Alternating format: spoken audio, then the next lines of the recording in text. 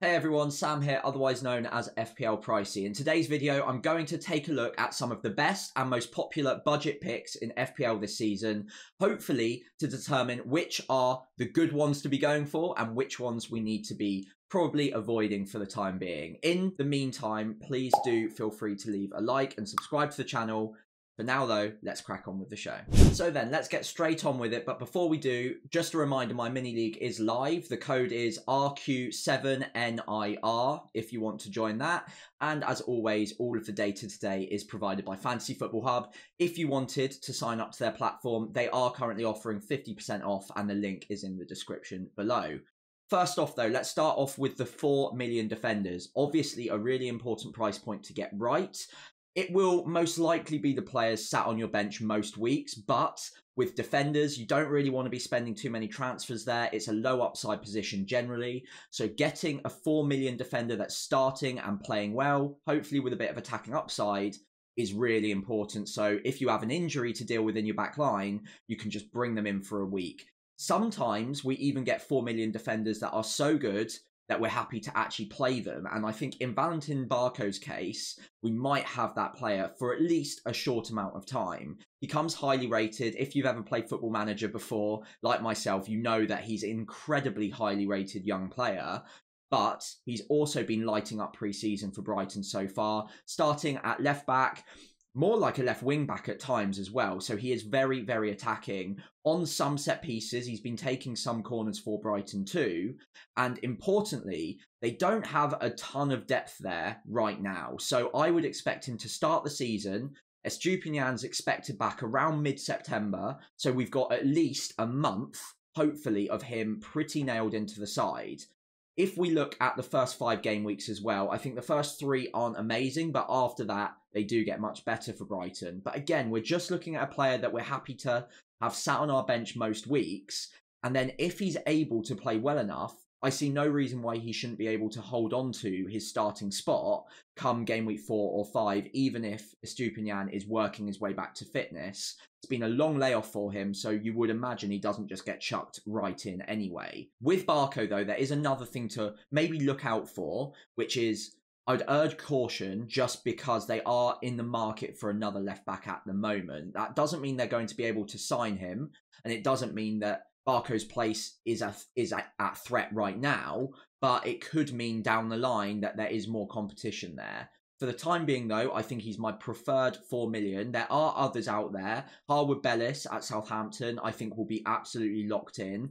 Very little attacking upside, though. Obviously, playing a centre-back role, he'll be up for corners, but outside of that, you're not really expecting much, and not really expecting anywhere near the amount of clean sheets that we'd expect from a Brighton either. So I think the upside is much more nailed down for Barco in the short term. Longer term, though, if you're not planning out a wild card in the first few game weeks, so game week 5, game week 6, for instance, I think maybe look a little bit longer term. You could look at Wout at Leicester. You could look at Harwood Bellis. Maybe Mosquera at Wolves as well, but their fixtures are just not very good to start the season with.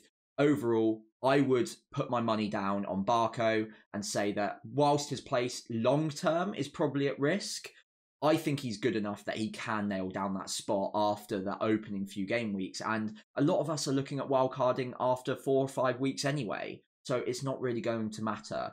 For me, Barco is in at the moment. I will keep my eyes on whether or not they make another left-back signing, but even if they do, Barco has played well enough and he's gotten good enough minutes in pre-season that I'd imagine that Hertzler throws him into the starting lineup come game week 1 and beyond. So for a long time, it looked like we wouldn't have a 4.5 million starting striker in the game this year. And that has maybe limited the way that we're setting up our teams come game week 1. It means that we can't realistically look at a 3-5-2 without burning a spot on the bench with a 4.5 million forward. The other options, of course, are to look at 5.5 million forwards, but then you're spending an extra million on a player that's basically an 8th attacker if you're playing that 3-5-2 I mentioned. However, with Dominic Solanke's move to Tottenham now confirmed, Daniel Jebbison, new signing for Bournemouth this season, coming from Sheffield United, is maybe a candidate to be a starting forward this season. Now, I wouldn't get ahead of myself and say that he's locked in, nailed for game week 1, anything like that, but they bought him for a reason. there are a lot of articles out there suggesting that they are eyeing him up as the long-term successor to Solanke. Obviously, preemptively, they didn't know that Solanke would have been off earlier this summer, but he's also gotten decent minutes in pre-season anyway. So before all of this transfer saga came out, Jebbison was actually starting games in pre-season anyway, and at centre forward too. Since Solanke's gone in the most recent game, he did start on the bench, so that is one thing to be wary of. But the player that started ahead of him was Semenyo. Now, Semenyo normally wouldn't start as a centre forward. Usually, he plays one step back from that, and that would probably leave a centre forward role open for Jebbison in their strongest possible 11 at the moment. It is also crucial to know that Jebbison came off the bench yesterday and scored. So he has been playing really well in pre-season. It's not just that game either, by the way. He's been the one subbing on for Solanke. He's been the one starting up front at times as well. So I have a bit of a hunch that at 4.5 million, he could be the route to building a really good 3-5-2 formation, having him on the bench as that 8th attacker. And I think you actually might be getting some decent minutes out of him. Whether or not he's going to start week in, week out, that I'm not so sure about. But all it takes is a decent little run of games, and he could be that starting centre forward for them. They don't have a ton of options there. Unal, I think, as well, is 5.5 million. Maybe he will be the starting forward, but so far in pre-season, Jebbison's been the one that has been starting those matches and has been subbing on for Solanke at times as well. So I think if anyone's going to get the nod, it's probably going to be Jebbison as their long-term successor to Solanke. It is obviously a risk, but in terms of the budget options up front, he's the one 4.5 million option right now that I could hang my hat on and say he's probably going to get good minutes this season. The other one that people have been mentioning is Stewart at Southampton. Now, as a Southampton fan, I can tell you that I probably wouldn't be putting my eggs in that basket at the moment. I think maybe down the line, if we're lucky, he could become a more regular starter. But he has been plagued with injuries, quite frankly, ever since he joined us. We are trying to build up his fitness, but he still hasn't been getting minutes in pre-season. And we've just signed Brereton Diaz as well. In our most recent game, we played a 3-5-2 or a 5-3-2, whichever way you want to look at it. We played with two up top. That was Armstrong with Brereton Diaz. I don't personally think there's necessarily a space for Stewart at the moment until he builds up his fitness and starts proving that he's ready for Premier League football. For the time being, though, I don't think he's anywhere near being a starter, and I would put Jebbison ahead of him if you're looking at having a 4.5 million forward at the moment. So if you cast your mind back a few weeks ago, Morgan Rogers was probably the hot prospect in pre-season, scoring every week, getting assists, playing in an advanced position for Aston Villa in a very good Aston Villa team as well, and coming in at just 5 million, it seemed like it was too good to be true. Well, the bandwagon hasn't exactly disappeared. He's still going to be a good option at the start of the season, but Villa haven't been as good recently in pre-season. They haven't been scoring the goals. Morgan Rogers also hasn't been scoring the goals. So maybe he isn't being spoken about as much as 2 or 3 weeks ago when he was that hot prospect. He is still 8% owned, so he's not exactly a major differential, but not many teams have him in. 92% of teams don't have him right now. And I do think that 5 million price bracket is worth picking up at the moment. There's a few options there. And the 4.5s, again, if you're playing a 3-4-3, the 4.5s, none of them look like they have any sort of attacking output whatsoever. So to spend that 0.5 extra to boost that 8th attacker, I think is probably a worthwhile option. Whether or not Morgan Rogers is the pick at 5 million is probably up to you. But I do think he will get good minutes. I think that whilst he's not going to be a nailed 90-minute man, I'd be surprised to see him not start the season as part of Aston Villa's strongest starting 11. But it is worth noting that they do get Champions League football in the next few weeks. It's not immediately, but by around game week, I think it's between game week 4 and game week 5, they'll play their first game. So there will be rotation. I think he'll be getting 70, 80 minutes a match to start with. If he plays well, then the spot is probably his in the Premier League. But they do have a lot of depth there now. They've signed Ross Barkley. They've got Buendia coming back in as well. They've got Philogene back. They've also got Jacob Ramsey coming back in as well, another highly touted young player. So it's not like Rodgers is the only player that can play there. So it is something to maybe monitor. His underlying attacking data isn't elite, but it's such a small sample size. I probably wouldn't pay too much attention to it right now. I think still at 5 million, he's a very good option. He's currently in my 15, not in my starting 11, in my 15. And I think that he could be due a breakout season. He is young. He will improve. I think he'll get good minutes. Whether or not he's starting every week when we really get into the season is a different matter. But certainly to start with, in game week 1, I'd be surprised if he hasn't done enough in pre-season to earn himself that starting 11 spot in game week 1 away at West Ham. After that, who knows? But all he needs to do is put in a couple of good performances and he's probably nailed down the spot. So I like Morgan Rodgers. There are alternatives at 5 million though. So let's have a look at one of them now. So another 5 million midfielder that I really like the look of, and I think will be in a lot of drafts come game week 1, is Oscar Bob. Only 1.4% owned at the moment, but after his performance yesterday in the Community Shield, matched with the performances over pre-season in general, I think Oscar Bob is going to be a breakout star in the Premier League this season. He's looked absolutely phenomenal. Played really well yesterday, got 90 minutes, only came off ahead of the penalty shootout for De Bruyne. And okay, maybe we shouldn't be taking those data points from last season too seriously because it was from, I think, 300 odd minutes. One big chance will skew that underlying expected goals, expected assists. But it's still promising. It's still looking good as an early signal of what sort of player he is. He's also at times playing out of position in that forward line for Man City. He's not a true midfielder, which of course he is classified in FPL as. At 5 million, I think he's a risk worth taking, especially at the start of the season when they've had a lot of players come back late to pre-season and Oscar Bob has been playing pretty much all of the matches in pre-season so far and been playing really well. So Pep's got really no reason to get rid of him ahead of game week 1 against Chelsea. It's just whether or not he's going to have that longevity and whether or not he's going to keep starting games when they get to the good games against Ipswich, West Ham, Brentford. That is where this pick becomes riskier and riskier as the weeks go on, because of course the other stars that they've got are coming back in. They'll be getting minutes eventually as well, and they're building up fitness ahead of the season too. So by game week 2, the position is going to be riskier. By game week 3, riskier again. But all he needs to do now is keep playing well. Obviously did it yesterday against Man United.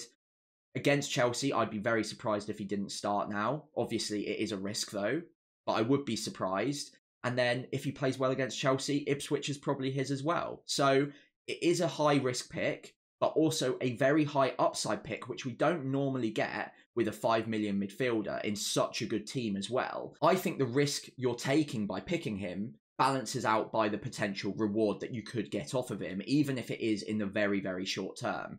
At the end of the day, it's a 5 million midfielder. Have him as your 8th attacker, and you don't need to rely on starting him every single week. And when he does become a problem, then maybe you can bury him on your bench if you need to for a couple of weeks before needing to make a transfer, or potentially an early wildcard as well. So high upside pick there. Let me know who you prefer out of Bob and Rodgers. And of course, I will chuck in Diallo to the mix at Man United. Although what I would say with him is the expected minutes are much lower. He got hooked around the 60th minute yesterday, and there are players coming back in at the moment that I think will come back straight into the starting lineup. Garnacho came back yesterday, for instance. Rashford as well looks like he will be starting games. So there's limited spots for Diallo to be starting the season. Whereas with Bob and Rodgers, I think they'll start game week 1. It's just whether or not they play well enough to hold down that starting spot. I think Rodgers is the safer pick. Bob is the higher upside pick. I'll wrap up the video today by looking at the midfielders slightly above the 5 million, so the 5.5 millions, and perhaps I should do a whole video talking about the 5.5 million midfielder options in FPL because there are a lot of them. I think it's a really good price point this season, and the reason I want to mention it today is because it's only another 0.5 on top of those 5 million options that are minutes risks. I think you can get some more locked in players with, again, really high upside. I've used Minte as an example here, but you could look at the likes of Smith Rowe, Andreas, Brereton Diaz, Hudson-Odoi, and Murphy as well at Newcastle. There's so many 5.5 million midfielders that have a different variety or mixture of nailedness versus attacking upside. Minte, as the example I'll talk about right now, has great underlying data from the Eredivisie. Hopefully that does translate to the Premier League. As I've mentioned before, it probably will be downgraded a little bit, but you still expect him to be a real bright spark at Brighton this season. Has been phenomenal in pre-season. He's been getting really good minutes, been getting goals, has been lighting up the pitch. Every time he's got the ball, he's looked absolutely unbelievable. And I think Brighton and Brighton fans think that they've got a real gem on their hands here. I'd be very surprised if he didn't get minutes at the start of the season. They do have a lot of depth in midfield and on the wings, so that is something to look out for. But I think Minte's been good enough and comes highly rated enough that that right wing spot is effectively his if he keeps playing the way he has been in pre-season. So I think he'll definitely start game week 1. And again, after that, I see no reason why he should come out of the side quickly after that either. Other options I really like the look of. Smith Rowe is right in contention for me at 5.5. Brereton Diaz I've talked about a lot on this channel too. Really good underlying data on for him. Smith Rowe, obviously, we haven't really got that underlying data because he was injured a lot and didn't get the minutes at Arsenal. But in previous seasons, he's been amazing as well. And he's been getting really good minutes since arriving at Fulham in pre-season as well. Got, I think, 81 minutes yesterday and another goal. So I think he scored in both of his preseason games for Fulham already now and is playing in that cam role with Andreas looking like he's sitting a little bit deeper. So to go off on a bit of a tangent there, basically what I'm trying to say is for 0.5 extra, you can get a lot of very talented midfielders above that price point, above those 5 millions that have the upside, that they basically are great options, but the minutes maybe not so secure as some of the 5.5 million options. So what you could do is play an 8th attacker or have an 8th attacker in the shape of a 5.5 million midfielder and match them with maybe a 5.5 million striker or a 6 million striker and have them in a rotation combination where you're basically playing 7 strong attackers week in, week out, but that 7th swaps in and out depending on the fixture with the 8th attacker. And I think that's a really viable route that I'm looking at this season as well. So let me know in the comments below. Number 1, who is your favoured 5.5 million midfielder? 2, should I do a video on my favourites as well? And 3, would you be tempted to have your cheapest attacker being a 5.5 million midfielder? Or is that just perhaps a little bit too expensive and you're willing to take more of a risk on some of the 5 million midfielders instead? So as always, please let me know in the comments below what you think of all of today's picks. And again, if you could leave a like and subscribe to the channel, that would be really greatly appreciated. I'll see you next time as I look at my updated draft ahead of game week 1 with less than a week to go before FPL kicks off.